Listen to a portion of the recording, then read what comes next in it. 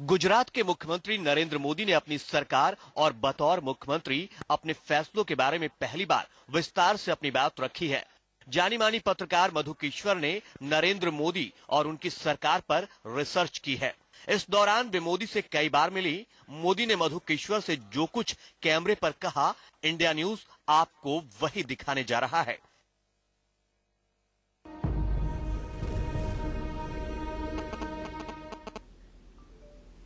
नमस्कार, मैं हूं दीपक चौरसिया। इंडिया न्यूज पर आज आप मोदी एक खोज का तीसरा एपिसोड देखने जा रहे हैं। पिछले 2 एपिसोड में आपने देखा कि मोदी को मुख्यमंत्री के रूप में काम करना किन किन लोगों ने सिखाया और कैसे धीरे धीरे उन्होंने अफसरों के बीच अपनी पकड़ बना ली। आप ये भी देख चुके हैं कि भूकंप की त्रासदी को देखकर मोदी किस तरह हिले और पुनर्वास को लेकर उन्होंने क्या क्या किया। लेकिन आज बात बड़ी है। मोदी ने पिछले 13 साल में जिन सवालों पर कभी बात नहीं की, आज वो उनका जवाब देंगे। इस एपिसोड में आप ये देखने जा रहे हैं कि गोधरा कांड के दौरान मोदी ने क्या क्या किया और क्यों कुछ जरूरी फैसले उन्हें लेने पड़े। मोदी ने सारी बातें पत्रकार और सामाजिक कार्यकर्ता मधु किश्वर के साथ बातचीत में कही हैं। ये बातचीत मोदी और उनकी सरकार पर रिसर्च के 15 महीनों के दौरान हुई।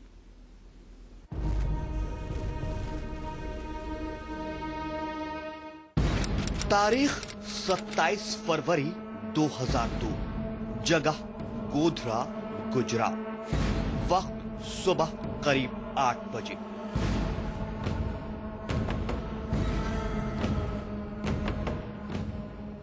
गुजरात के गोधरा स्टेशन पर कोहराम मच गया।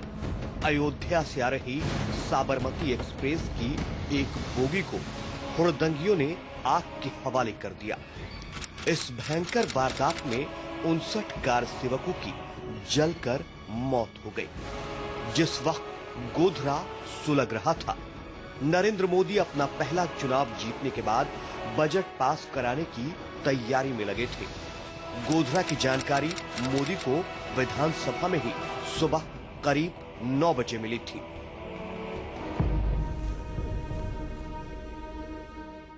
ऐसे ही कुछ कामों में बहुत व्यस्त था मैं। अच्छा, मैं 6 साल के बाद आया था तो मुझे पार्टी ऑर्गेनाइजेशन को भी समझना था, मेरे वर्कर्स को पहचानना था। नई टीम, पूरी जनरेशन बदल चुकी थी, तो वो भी मुझे समय देना पड़ता था। तो मैं इन्हीं चीजों में डूबा हुआ था। सरकारी मशीनरी को मैं ज्यादा जानता नहीं था। मैं और होम डिपार्टमेंट और पुलिस डिपार्टमेंट को कभी मैंने मीटिंग तक नहीं किया, तो मैं उसी में व्यस्त था। और मेरे सामने एक था कि मुझे चुनाव भी 6 महीने में चुनाव जीतना पड़ता है। तो राजकोट से हमने नामांकन भरा। मैं 24 फरवरी को मेरा चुनाव का रिजल्ट आया। शायद 26 फरवरी को मेरा पहला असेंबली का सत्र था और मेरे मन में था कि मैं एमएलए बनकर के ही असेंबली में जाना चाहूंगा। तो 24 के बाद ही मैंने असेंबली का सत्र रखा था और वैसे भी मुझे सत्र 6 महीने में करना ही पड़ता, तो स्वाभाविक है कि। और 27 को हमारा बजट था। 24 को रिजल्ट आया, 26 को मैं पहली बार असेंबली में गया। तो उस समय शोक प्रस्ताव वगैरह जो रहते हैं वो था पहले किसी के मृतक के लिए। तो ऐसे ही कुछ, मुझे आज पूरा बिजनेस याद नहीं है क्योंकि उतना तो बारीकी से तो देखना पड़ेगा, लेकिन एसआईटी को सारा हमने डिटेल में सब कुछ दिया हुआ है। 27 को ये मेरा बजट था और हमारा असेंबली शायद, मुझे अभी याद नहीं है टाइमिंग, दोपहर को ही था शायद असेंबली। तो ये घटना का समाचार आया गोधरा का। मेरे होम सेक्रेटरी ने शायद मुझे बताया कि ऐसा ऐसा हुआ है। उसके बाद तब तो अंदाज नहीं था क्या हुआ है, कितना हुआ है। गोधरा पर मोदी को आगे सुनने से पहले रिसर्च करने वाली मधु किश्वर चाहती हैं कि थोड़ा पीछे मुड़ा जाए और 2 बातों की चर्चा की जाए। पहली, गुजरात में बतौर मुख्यमंत्री मोदी के 4 महीनों के विकास का काम, और दूसरा राजकोट उपचुनाव।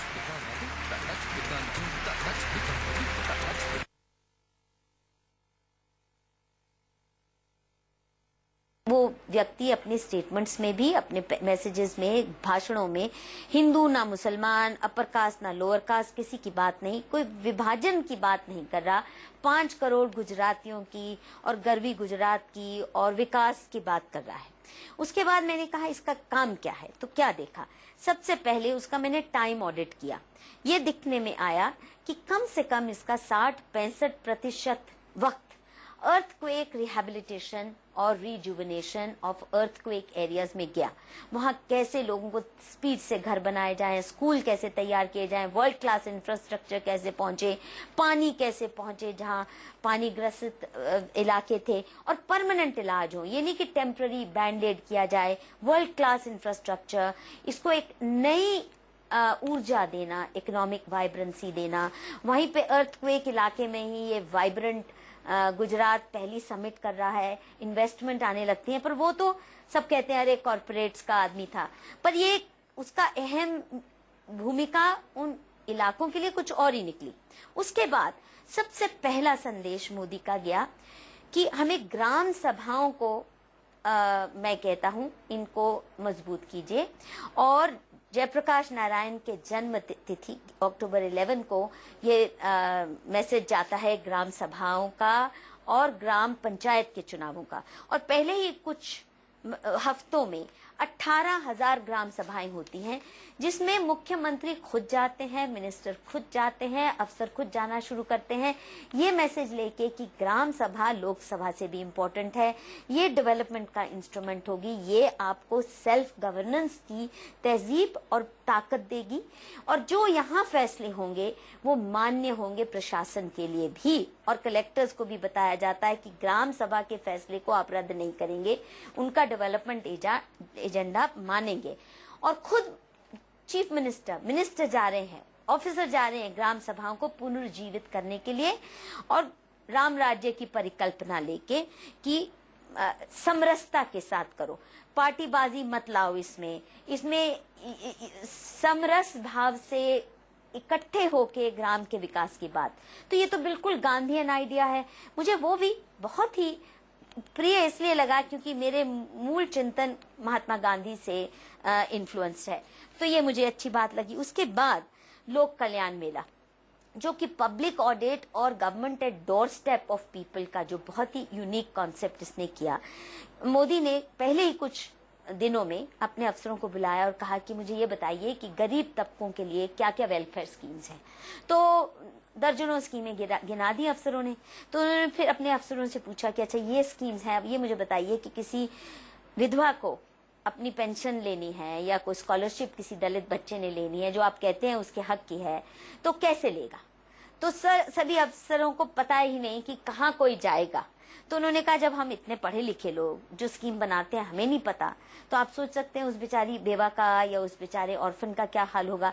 तो अब आपको क्या करना है, सब स्कीमों को एक ही दायरे में लाओ, एक कॉम्प्रिहेंसिव लिस्ट बनाओ, बीपीएल फैमिलीज की एक लिस्ट होनी चाहिए, सब डिपार्टमेंट को कवर करें।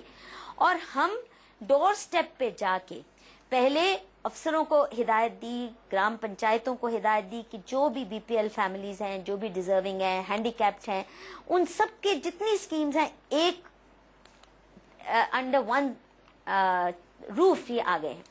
फिर ये लोक कल्याण मेला का जो आयोजन शुरू किया, जो पहला लोक कल्याण मेला दीसा में फरवरी में किया गया, जिसमें मुख्यमंत्री खुद थे ट्राइबल एरिया में, और बाकी डिस्ट्रिक्ट्स में बाकी मिनिस्टर्स ने, बाकी लोगों ने जाके हर तालुका में डिस्ट्रिक्ट में किए। लोगों की डोर स्टेप पे जिसको पेंशन मिलनी है उसको चेक बाइज्जत दिया जा रहा है, स्कॉलरशिप दी जा रही है, विकलांगों को उनको जो मिलना चाहिए सब ये उनको दिए जा रहे हैं। उसके बाद उसने पंचामृत योजना का घोषणा की कि 5 अमृत हैं जो गुजरात को गौरवशाली बनाएंगे, ज्ञान शक्ति, ऊर्जा शक्ति, जल शक्ति, जन शक्ति, रक्षा शक्ति। इन्वेस्टमेंट इन एजुकेशन ये बहुत भारी मात्रा में गुजरात में होने लगा, और cutting edge education, primary school से लेकर ऊपर तक बढ़िया एजुकेशन कैसे दी जाए, इसमें जो प्रयास किए मैं थोड़ा सा बाद में बयान करूंगी। बहुत बड़े प्रयास, 11 से 44 यूनिवर्सिटीज आज गुजरात में हैं, और वो रटपटी किस्म की नहीं, बड़ी कटिंग एज डिसिप्लिन में। बिजली, ऊर्जा शक्ति, वो वायदा जो किया पंचामृत का, 3 साल के अंदर अंदर 24 घंटे बिजली हर गांव देहात में पहुंच गई। जल शक्ति, गुजरात एक ऐसा क्षेत्र है जो कि मरुभूमि होने के बावजूद वाटर टेबल राइज कर रहा है। वाटर हार्वेस्टिंग बड़े पैमाने पर एक मास मूवमेंट की तरह किया। जनशक्ति कि जो भी काम करना है सरकार और जनता मिलके करे, हम आपस में लड़के नहीं, एक दूसरे की ऊर्जा इस्तेमाल करें। फिर एक पूरा उत्सव मनाया जाता है जिसमें मिनिस्टर, चीफ मिनिस्टर खुद हर साल जाने लगे बच्चों को प्रोत्साहित करने के लिए कि पहला आपका शाला उत्सव, जो शाला के दिन पहला दिन है, ये जिंदगी भर याद रहने वाला दिन हो। उनकी आरती, पूजा, पूरे प्रोसेशन में आते हैं सज धज के बच्चे, गरीब से गरीब परिवार को उनको बस्ते, पुस्तकें, टॉयज, चॉकलेट्स दी जाती हैं। चीफ मिनिस्टर खुद स्कूलों में जाने लगे, उनकी एजुकेशन की क्वालिटी इंप्रूवमेंट करनी। ये पहले ही कुछ महीनों में ये सारी चीजें तय हुई कि 100% एनरोलमेंट करना है, सरकारी स्कूलों की क्वालिटी ऑफ एजुकेशन बढ़ानी है, टीचर्स को बेटर इक्विप करना है।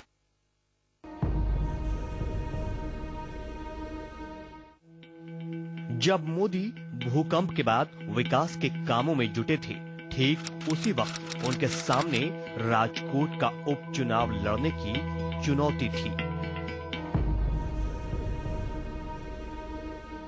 क्योंकि आपका इलेक्शन था, पहला इलेक्शन था, बड़े एडवर्स हालात में आप लड़ रहे थे। इलेक्शन को तो मैंने कभी ध्यान में नहीं लिया, मेरी प्रायोरिटी में नहीं। मान लीजिए 100 दिन में 20 बार गए होंगे, 10-15 बार। मैं अभी मुझे देखना ही पड़ेगा, मैं कोई अंदाजा नहीं, मुझे अंदाज नहीं है। क्योंकि लेकिन मैं सिर्फ कच गया ऐसा नहीं, सभी भूकंप पीड़ित इलाकों में गया। बनासकांठा में भूकंप है तो वहां गया, पाटन में भूकंप है तो वहां गया, जामनगर में भूकंप है तो वहां गया। वहां मैं लोगों से मिला, उन सभी 38 तालुका के लोगों को किसी न किसी रूप में मिलना, ये मेरा प्रयास था। तो 38 तालुका में तो सब नहीं गए। अगर आप तो टाइम ऑडिट में अगर रफ करूं, हाँ, तो आपको तो मेरा 60% टाइम भूकंप के काम में गया होगा, 60% टाइम। बाकी मुझे सरकार कैसी है सीखना था, वो सब बाकी था मेरा। मैंने माला वाला पहनने का कार्यक्रम ड्रॉप कर दिया था। सरकार बनने के बाद जो हवाई चलती वो सब बंद था मेरा। पहले दिन से मैं काम में लग गया था। बीच में दिवाली आई, दिवाली की छुट्टी आई, नवरात्रि आई, नवरात्रि में मेरे उपवास होते हैं, मैं सिर्फ पानी पर रहता हूँ, इसके बाद भी मुझे काम करना था। तो ऐसे बीच बीच में ये सारी चीजें भी थी, लेकिन उसके बाद भी मुझे इस काम को करना था। उसके बाद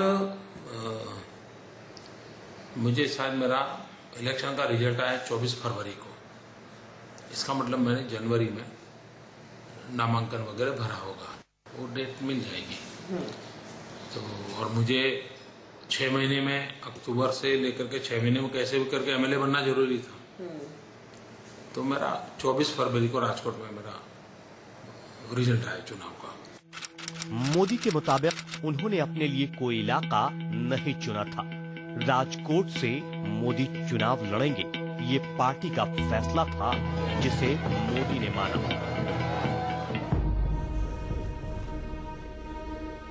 तो आपकी इलेक्शन में आपने क्या देखा, मतलब what kind of overseeing did you do?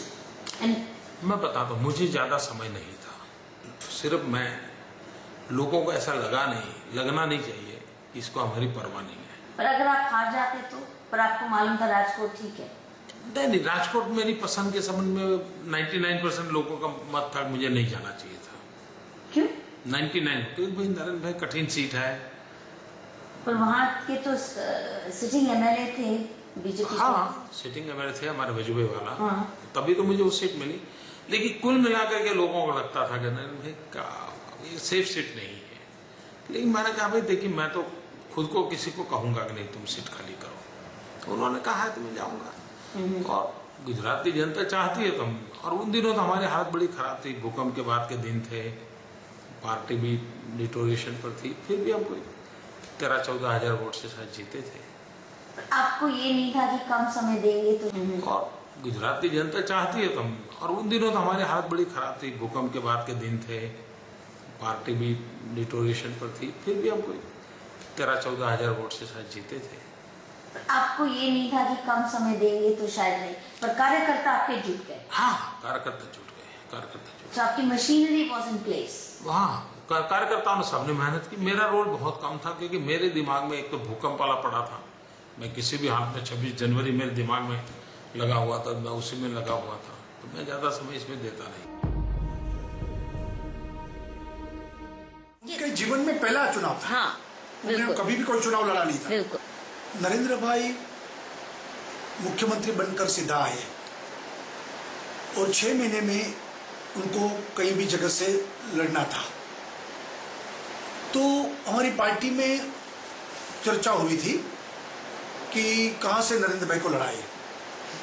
तो बहुत सारे रूरल एरिया के लोग नरेंद्र भाई को अपने यहाँ से लड़ाना चाहते थे और कई कॉन्स्टिट्यूंसी ऐसी भी थी, सिक्योर थी, लेकिन कॉन्स्टिट्यूंसी ऐसी थी कि वहां से जो लड़ाए तो नरेंद्र भाई की इतनी बड़ी प्रतिभा न उभरती।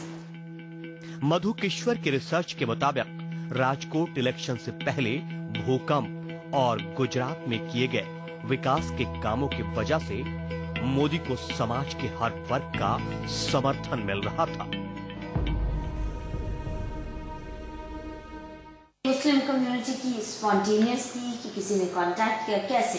नहीं, देखिए, और क्या थीम था आपके इलेक्शन स्पीचेस का? देखिए, मैं मूलतः तो ये कहता था कि भाई देखिए, मुझे कुछ करना है, मैं नया हूं और आप मुझे अवसर देंगे तो मैं कभी आपको नीचा देखने का नहीं पड़ेगा। 3 बात मैं बताता था। एक, मैं मेहनत करे मैं कोई कमी नहीं रखूंगा। दूसरा, मैं बद इरादे से कुछ गलत नहीं करूंगा, कभी नहीं करूंगा। और तीसरी बात, आपको नीचा देखना पड़े ऐसा मेरे जीवन में कभी करूंगा नहीं। ये 3 बातें मैं आज भी बोलता हूं और मैं याद भी कर रहा हूं। मेरे को मैंने ये बोला था, अभी भी आप मुझे मेहनत के समय में नहीं कह सकते। बद इरादे से मैंने किसी का बुरा किया ऐसा मुझ पर कोई आरोप नहीं है और मुझ पर अभी भी कोई चार्ज नहीं लगा है शुचिता के संबंध में। पर सुना है कि उस इलेक्शन में भी मीडिया ने आपको बहुत हैरान परेशान किया। मैं बताता हूं, मैं गुजरात में आया दिल्ली से, उसके पहले से ही मैं परेशान हो रहा हूं। अभी तो मेरा आना तय हो रहा था, तब से ही मेरे लिए सवाल थे। मुझे याद है, मैंने पहली एक मीटिंग की, मैं राजकोट जगह, मुझे लगा भाई प्रेस में मिलना चाहिए, तो एक अखबार के 4 पत्रकार आए थे, 4 कोने में बैठे थे और AK-47 की तरह उन्होंने धाम धाम धम चालू कर दिया। अगर उस प्रेस कॉन्फ्रेंस का वीडियो कोई देखे तो वहां पर कोई आदमी चुनाव लड़ने की हिम्मत नहीं करेगा। इतना मेरे साथ गंदा व्यवहार हुआ था। तब राजकोट के कुछ अखबार ये लिख रहे थे कि राजकोट के मुसलमान कांग्रेस के खिलाफ मोदी के हक में बड़ी तादाद में आए। मोदी के चुनाव जीतने की ये बड़ी वजह थी। तो ये जो मुस्लिम ग्रुप्स का रिसेप्ट, मतलब एक मुझे बहुत मदद मिला था वहां पे मुस्लिम लोगों का। कोई एक्स्ट्रा एफर्ट्स था ऐसा मैं नहीं मानता हूं। मोदी ने राजकोट उपचुनाव में कांग्रेस के अश्विन मेहता को भारी अंतर से हरा दिया।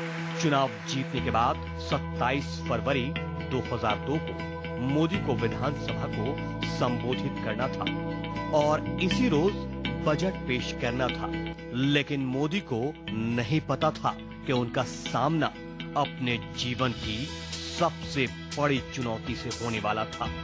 गोधरा और गुजरात दंगे बाकी हैं।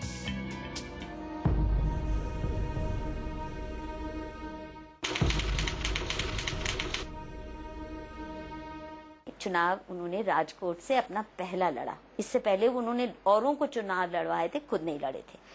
और आप जानते हैं कि चुनावी माहौल में नॉर्मल पॉलिटिशियन भी कैसा दंगाई हो जाता है, उल जलूल बातें निकलने लगती हैं। राजकोट में नरेंद्र मोदी के चुनाव की जो खासियत बातें मैंने देखी और मैंने कैसे अध्ययन किया, उस वक्त के अखबारों की रिपोर्ट, 2 राजकोट के लोकल अखबार जय हिंद और सांझ टाइम्स की मैंने डेली रिपोर्ट्स ट्रांसलेट करी, देखी और 3 मुख्य बातें निकल के आई। नंबर 1 कि नरेंद्र मोदी 4-5 दिन से ज्यादा चुनाव के लिए दे नहीं पाए क्योंकि वो अर्थक्वेक में इन सारे डेवलपमेंट कामों में बिजी थे। पार्टी ने उनके लिए चुनाव लड़ा, पर जब वो आए तो वर्ल्डविंड सपोर्ट खास करके मुस्लिम समुदाय से 28 मुस्लिम ऑर्गेनाइजेशंस, लीडिंग ऑर्गेनाइजेशंस, जिनमें कादर भाई सलोट ने बहुत प्रमुख भूमिका निभाई, उन्होंने खुले मंच से कांग्रेस को चुनौती देके कहा, पहले हफ्ते में ही, नरेंद्र मोदी के चुनाव प्रचार के पहले हफ्ते में ही, कि इस व्यक्ति ने 4 महीने में जो हमारे लिए करके दिखाया तुमने 35-40 साल में नहीं किया। अब बताइए हम क्यों ना इसके साथ जाएं। माइनॉरिटी बोर्ड को हटा के कॉरपोरेशन बनाया, उनके जो पुराने मसले थे कई सारे हज के संबंधी या ग्रेवयार्ड के संबंधी, तुरंत फैसले उनके लिए, बहुत सी बातें तो वो खुद आके कांग्रेस को चुनौती देके कह रहे हैं। और भारी मात्रा में मुस्लिम लीडर्स ने इनका चुनाव प्रचार संभाला, मोटरसाइकिलें रैली की, औरतें घर घर गई, मुस्लिम औरतें, बड़े बड़े सम्मेलन हुए। तो अब बताइए 24 तारीख को मुस्लिम इलाकों से भारी बहुमत के साथ जो व्यक्ति चुनाव जीत के आता है 24 को, 25 को वो ओथ ग्रहण करता है, 27 को उसने पहला बजट पेश करना है। वो आदमी पागल है क्या कि वो जाके दंगे भड़काएगा या गोधरा में ट्रेन खुद ही जलवा देगा कर सेवकों को।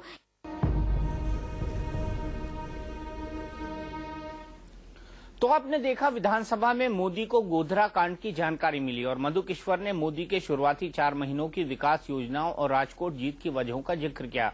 अब बारी है गोधरा पर मोदी के बोलने की, लेकिन एक ब्रेक के बाद।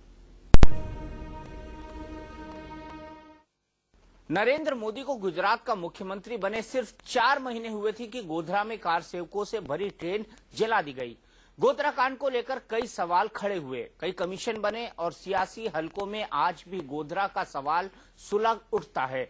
लेकिन नरेंद्र मोदी आज पहली बार गोधरा कांड पर अपनी और अपनी सरकार का पक्ष रख रहे हैं।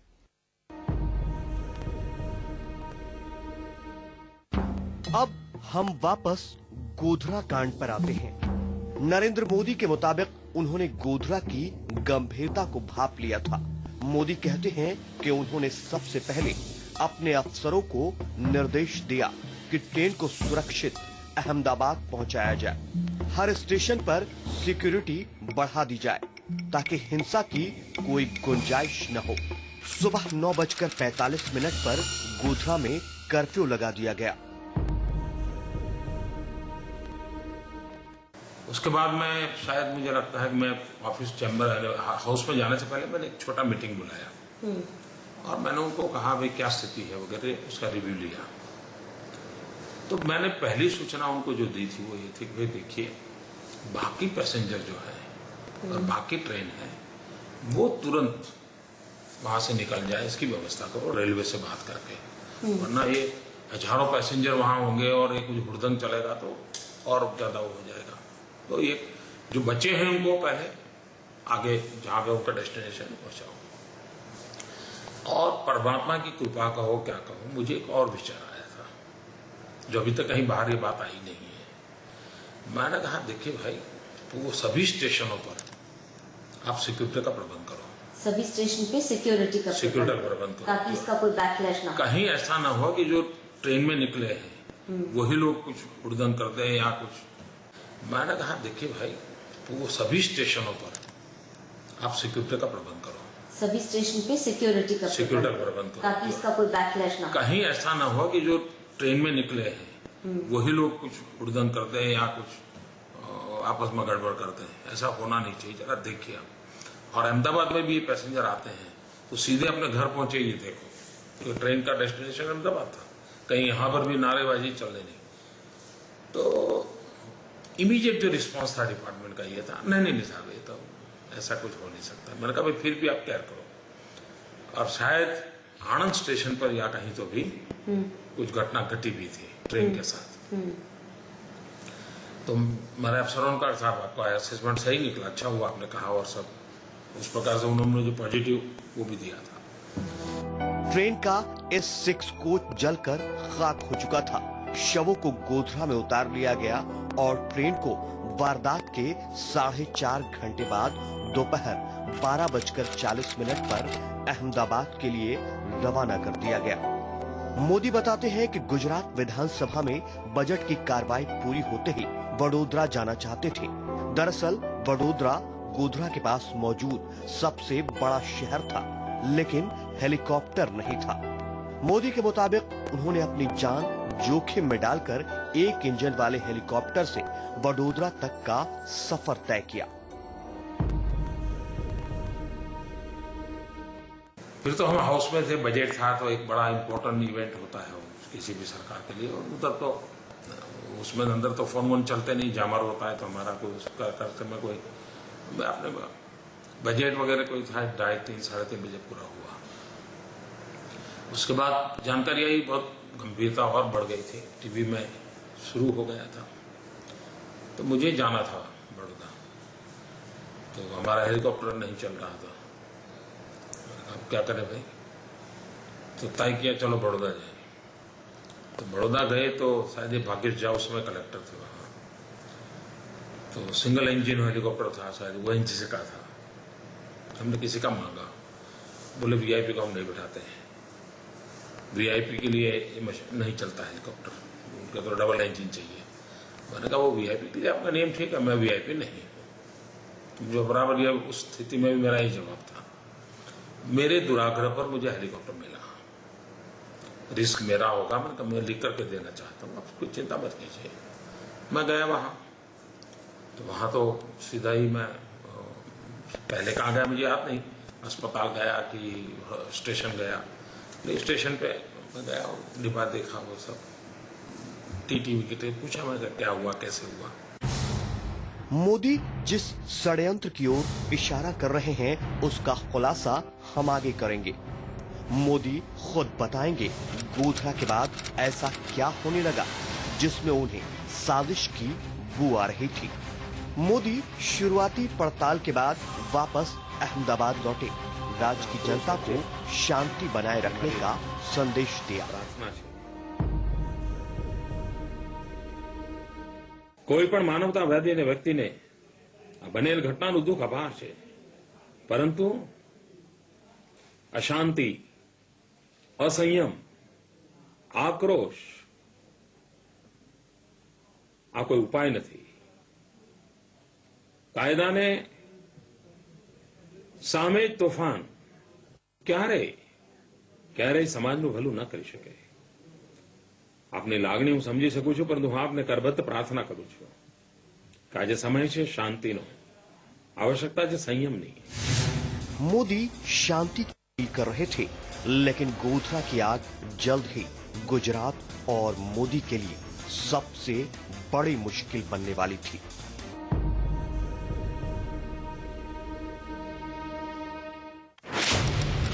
तारीख 27 फरवरी 2002, जगह गोधरा, गुजरात। गोधरा में हुए कांड की खबर दिल्ली पहुंच चुकी थी।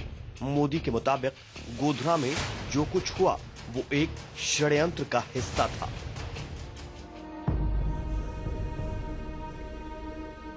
क्योंकि उसी समय एक ईमेल सर्कुलेट हो गया विद इन आवर्स।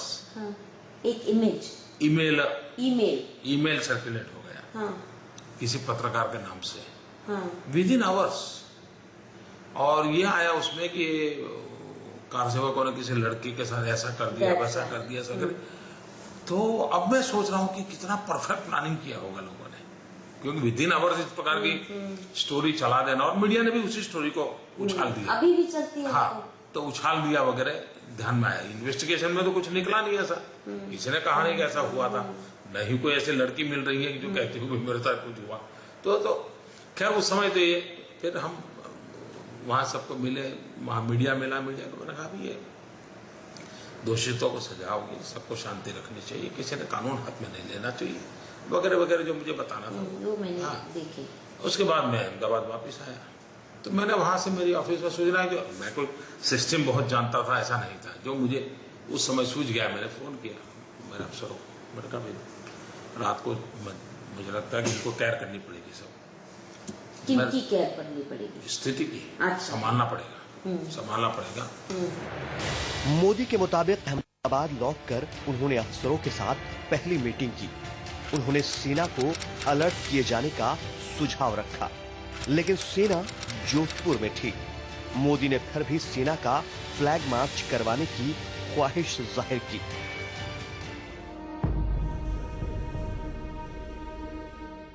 मैं रात को आया, यहाँ अफसरों को बुला लिया। मुझे याद नहीं है कितने अफसर थे अभी, वो मैंने SIT को सारा डिटेल दिया हुआ है। उसमें मैंने कहा भाई देखिए, उसमें मैंने कहा भाई आर्मी को आप अलर्ट करना चाहिए। रात की बात है, 27 रात की। मुझे ये बताया गया कि आर्मी तो जोधपुर बॉर्डर पे है, आर्मी नहीं है। तो मैंने ये कहा कि भाई कम से कम उनको ये समझाओ, उनके पास नाई होंगे, धोबी होंगे, धोबी होंगे, ये जो वो तो रहता ही है, कुक होंगे, उनके पास भी यूनिफॉर्म रहता है। उनको भी गाड़ी में बैठा करके एक बार घुमा। अच्छा, कपड़े पहन करके आर्मी घूमती है, उसका भी एक इम्पैक्ट होता है। इतना करवा लो, ये शुरू कर दो, तो लोगों को लगेगा कि यहाँ पूरी इसका एक डर पैदा होता है। यहाँ तक मेरे मन में विचार आए और मैंने कन्वे किए थे। मोदी के ऊपर आरोप लगते हैं कि उन्होंने सेना बुलाने में देरी की, लेकिन मोदी अपना पक्ष पहली बार रखने जा रहे हैं। सचमुच में हमारा जो सिविल अस्पताल है, जहाँ बॉडी आना चाहिए, वो तो हार्ट ऑफ द सिटी है। हमने जितनी भगवान ने बुद्धि समझ दी है, हमने कहा भाई इसको आउटस्कर्ट्स में ले जाओ। तब ये 16 जो है वो जंगल था, ये तो इन 10 साल में डेवलप हुआ है। तब तो वो जंगल था, तो वहां ले जाओ भाई, ताकि और मोटे तौर पर डेड बॉडी, क्योंकि ट्रेन साबरमती आ रही थी, अहमदाबाद की तरफ के डेड बॉडी थे। तो हमारा एक कॉमन विजडम कहता था कि भाई जितना हो सके बल्क में एक डेड बॉडी वहीं चल, वहीं से फिर आगे ले जाए। तो ज्यादातर डेड बॉडी अहमदाबाद की और तो नॉर्थ गुजरात की थी। तो कभी न कभी तो यहाँ लाना था, कभी तो लाना था। अब एक एक करके लाए या एक साथ शिफ्ट कर दे, शिफ्ट कहाँ करें, तो हमें लगा कि भाई आउटस्कर्ट्स में करो ताकि वहां से ले जाए। और उसको भी हमने कोई वहीं 16 में शायद 25-30 तो वहीं पर अग्निकांड कर दिया था। 22 फरवरी 2011 को कोर्ट ने गोधरा कांड के 94 आरोपियों में से 31 को दोषी करार दिया और 63 को बरी कर दिया। 1 मार्च 2011 को कोर्ट ने 11 दोषियों को फांसी और 20 को उम्र कैद की सजा सुना दी। मोदी का दावा है कि गोधरा का इस्तेमाल उन्हें और अटल जी की सरकार को बदनाम करने के लिए किया गया था।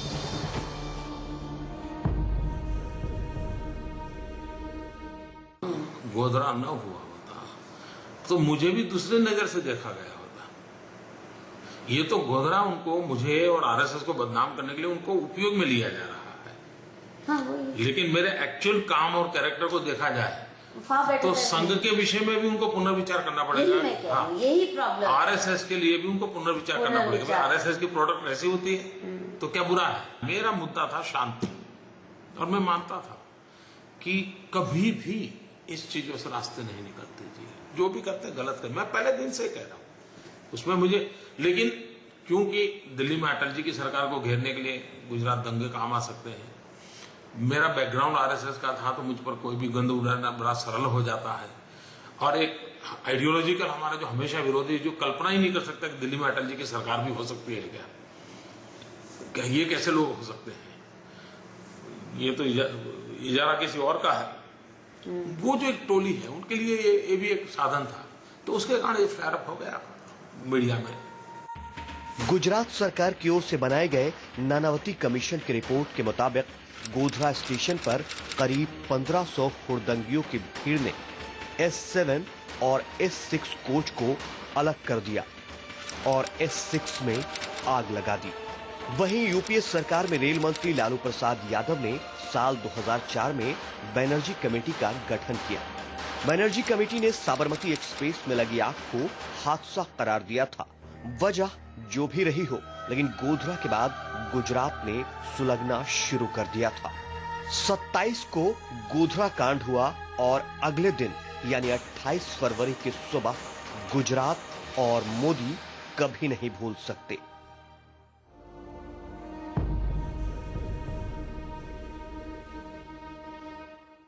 वक्त है एक ब्रेक का। ब्रेक के बाद मोदी पर रिसर्च करने वाली मधु किश्वर से होगी खास बातचीत कुछ बुनियादी सवालों पर।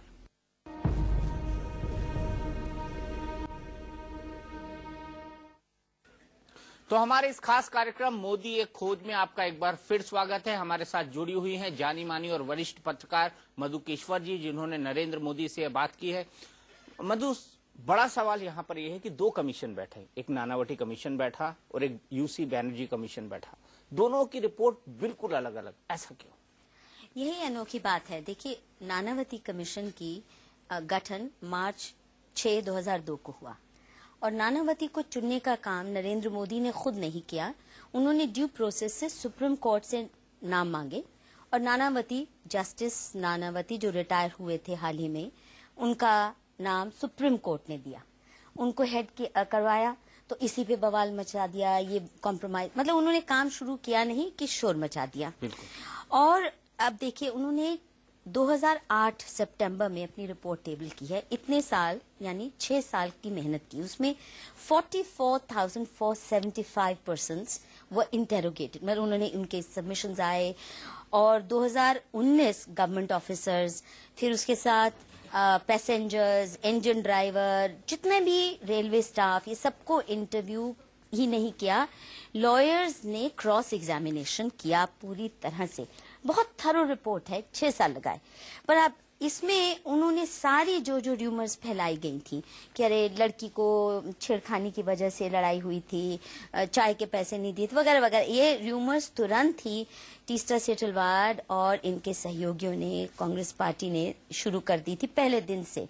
वो भी बड़ी मिसचिफ की कहानी है, जो मैंने अपनी किताब मोदी मुस्लिम्स इन मीडिया पे, जो मेरा चैप्टर है गोधरा ट्रेन कार्नेज पे, बहुत बारीकी से मैंने सब एविडेंस एग्जामिन किया। तो नानावती जी ने सारी इन चीजों की तहकीकात की और रिपोर्ट जो सबमिट की, और साथ में पुलिस की इंक्वायरीज चली हैं, उसमें साफ आया कि इसमें कुछ लोग जो कांग्रेस से रिश्ता रखते थे, चेयरमैन थे गोधरा म्युनिसिपल कॉरपोरेशन के मोहम्मद कलोटा, इनका नाम भी आया। ये एविडेंस कम होने की वजह से या कुछ छुट गए, पर जो बाकी इनके साथी थे, ये कैसे प्री प्लान्ड कॉन्स्पिरेसी थी, इन्होंने कैसे पेट्रोल इत्यादि खरीदा उससे पहले रात में अमन गेस्ट हाउस में, कैसे ये कॉन्स्पिरेसी हैच हुई, और जो जो लोग इसमें शामिल हुए, ISI के लिंक्स वाले थे, ये सब चीजें, कुछ कश्मीरी टेरर ग्रुप से लिंक वाले थे, ये सब चीजें बारीकी से निकल के आई पुलिस की तहकीकात से और नानावती कमीशन की रिपोर्ट से।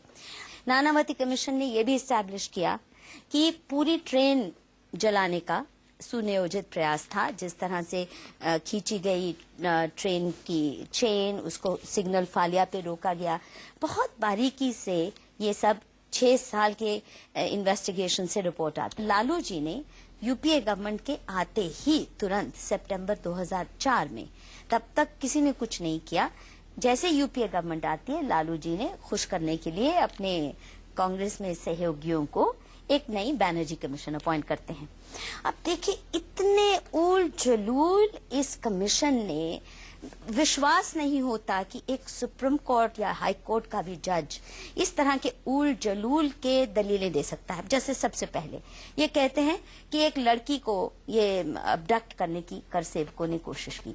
अब आप देखिए, जहां हजारों लोग जा रहे हैं एक ट्रेन में, आप सोचते हैं कि एक मुस्लिम बहुल्य इलाके में कर सेवक इतने बेवकूफ होंगे कि प्लेटफॉर्म से किसी मुस्लिम लड़की को खींचेंगे? वो मुस्लिम लड़की कैसे प्रॉप अप की गई बाद में, उसको कख नहीं पता था, उसकी कहानी कितनी फ्लिमजी है, ये सब नानावती कमीशन ने बताया कि बिल्कुल फ्लिमजी, बाद में प्रॉप अप उसको किया गया। पहले वो आई नहीं, 2 साल तक उसका कोई नाम निशान नहीं। उसके बाद दूसरा है कि कर सेवक का टी वेंडर के साथ झगड़ा हुआ। इस वजह से एक थ्योरी है कि वहीं पे प्लेटफॉर्म पे झगड़ा हुआ। पर आप देखिए, अगर मान लीजिए 1 मिनट के लिए किसी चाय के वेंडर के साथ हो भी जाता है झगड़ा, क्या 2000 का मॉब 5 मिनट के अंदर सिग्नल पे रोक के गाड़ी, 2000 का मॉब, उसके पास बर्निंग मटेरियल हो, पेट्रोल हो, क्या क्या कारबॉयज हो, ऐसा हो सकता है? पथराव करने के लिए तैयार खड़ा हो, ये 5 मिनट के अंदर या 10 मिनट के अंदर संभव ही नहीं है एक छोटे से हादसे के बाद। दूसरा कि कुछ पहले स्टेशन में कहीं रास्ते में इनका झगड़ा हुआ था, तो उसकी खबर गोधरा तक पहुंची थी, इसलिए ये इसलिए ये भड़के हुए थे।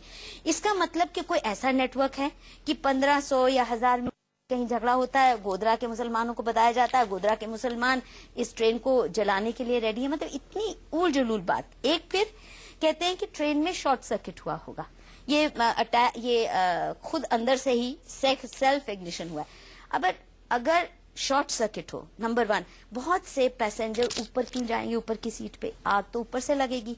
बहुत से मारे गए पैसेंजर जले, जो उनकी बॉडीज ऊपर के बर्थ्स पे पाएगी, लोग दुब के ऊपर, खिड़कियां बंद थी। और दूसरा, ट्रेन की अगर शॉर्ट सर्किट होता है तो इतनी जल्दी आग नहीं फैल सकती कि सारा ट्रेन का कंपार्टमेंट झुलस जाए। लोग निकलने का टाइम होगा, दरवाजे खोल के निकल जाते अगर शॉर्ट सर्किट हुआ भी होता।